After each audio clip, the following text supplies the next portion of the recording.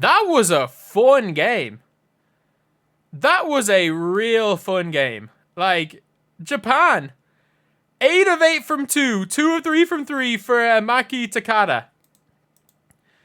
Absolutely balling right here. Year of birth, 1989, 35, nearly 35 years old. The only player above 6 foot on her team. Hooping. Japan, they're, like, look, they lost by 26 points. That is a valiant effort. That was a valiant effort by them. Because USA, look, they switched everything. And they were switching 5'4" players onto Asia Wilson. If America wanted to, Asia Wilson could have had 50 points. And also, it didn't matter who was playing point guard, could have also had like 20 assists in that game. Fair play, by the way, to Chelsea Gray. Chelsea Gray's passing is good. Problem with Chelsea Gray is that she can't move. And that was kind of obvious. Her passing's still exceptional, though. And if you guys are new to the channel, subscribe. We are trying to hit 25.4k by the end of the day. But Breanna hit a couple of shots. 3 of 7 from 3. Team USA shot terribly. Like 4 of 20 from 3 is not very good. Especially when you're looking at Japan, who went out there and shot 38% on 15 for 39. Like they shot 35 twos and 39 threes. But they were so small.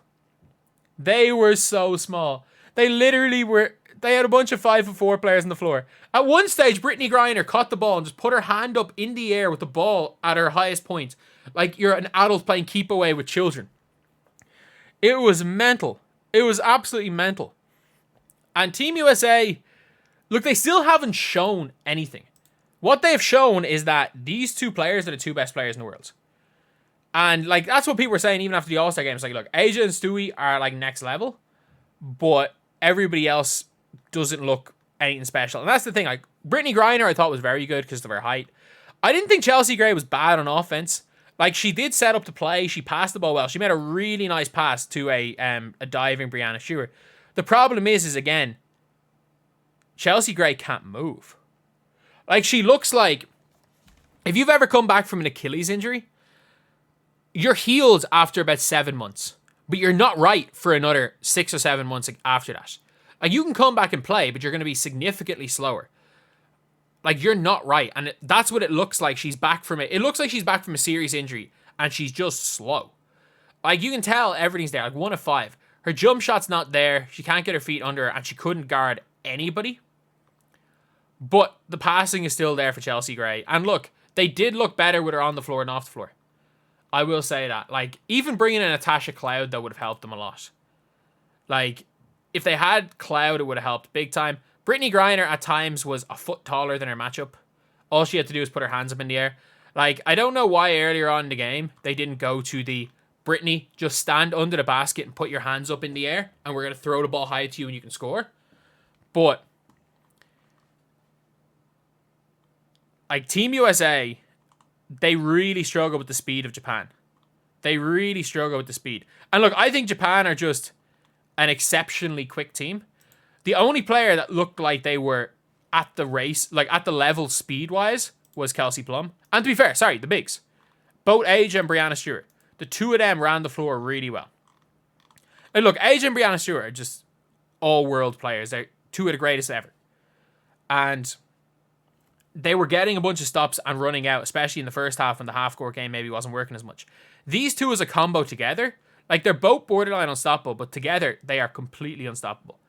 Like, they are the 2 best players by a long shot on this team. And like, I thought Kelsey Plum did well. Breanna hit a couple of shots. I thought speed-wise, Kelsey Plum had burned them a few times. Even though, again, she is, like, on the older end like, from this team, she's still very, very quick. So... yeah, she was the only one. Kat Copper got winded early in the game. She got hit hard very, very early. And, like, obviously didn't really play much. I thought you could tell the lack of sharpness with Fee Collier. Like, she's still not necessarily... it's not that she's particularly slow. She just doesn't seem to be as sharp as she could be. But I think she'll get that throughout the Olympics. I thought Alyssa Thomas was okay. But it really was, for Team USA, just these two. And beating Team USA is going to be about slowing down this combo. Like, it's Aja and it's Stewie. Like, they are the standout players. They're the absolute standouts.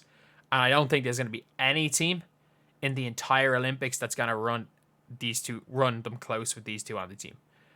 Other than maybe France. But France, again, they don't have... You're going to be heavily reliant, if you're France, on Janelle Salone, who is athletic and about 6'3".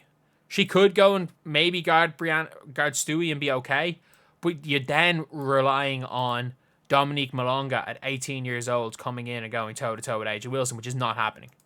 So, like, the only chance that they have, really, is... like, France is the only team that might have a chance of beating them. And if you're looking at offensive rebounds, like, they grabbed 19. They grabbed 19 offensive rebounds in the game. 19 offensive rebounds. Like, how many defensive rebounds did Japan have? 18. Like, they had more offensive rebounds than Japan had defensive rebounds. Japan, I just wanted to make this... Like, Japan gave everything. Losing by 26 points is not that bad, considering how tiny they were.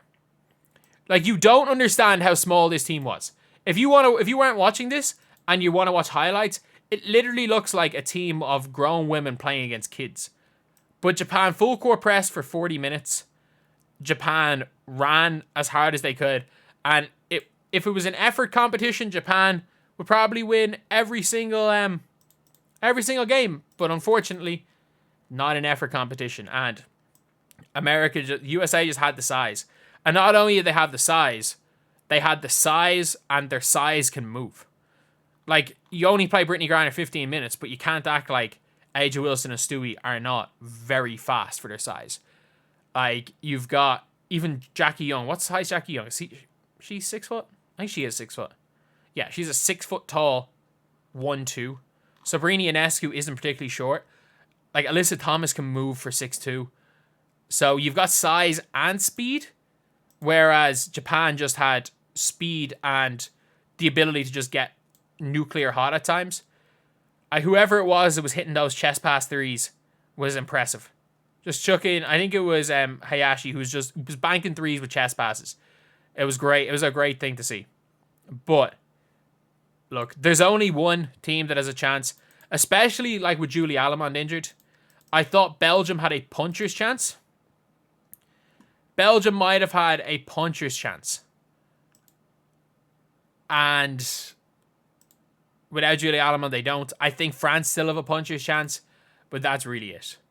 That's really it, because they just have the two best players in the world. Like, if you took Stewie and Aja Wilson off this team, I don't know how great they'd be, but they've got Stewie and Aja Wilson. It is what it is.